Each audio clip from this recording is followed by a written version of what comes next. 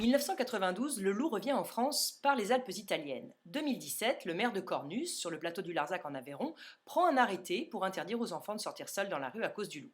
Comment en à peine 25 ans en est-on arrivé là? Alors il y a un avis qui a été rendu par le Conseil national de la protection de la nature, c'est le CNPN, qui dit plusieurs choses. D'abord, il rappelle qu'il n'y a eu aucune étude pour permettre d'évaluer si les tirs qui sont autorisés depuis à peu près une douzaine d'années en France sont utiles ou pas pour la défense des troupeaux.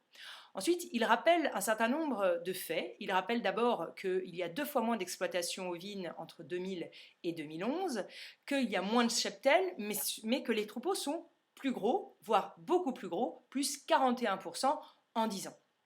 Or, en fait, les troupeaux sont des Attila de la biodiversité, c'est-à-dire qu'ils ne sont pas bons pour les alpages sur lesquels ils paissent, et pas bons non plus pour les cours d'eau dans lesquels ils boivent. Et surtout, le fait qu'ils soient plus gros, ça rend plus difficile leur surveillance, plus coûteuse, plus aléatoire.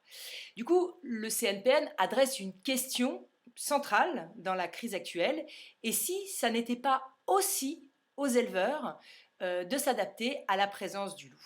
C'est une parole assez subversive en fait, en ces temps où seule l'éradication du loup de ces aires naturelles semble encore avoir voix au chapitre.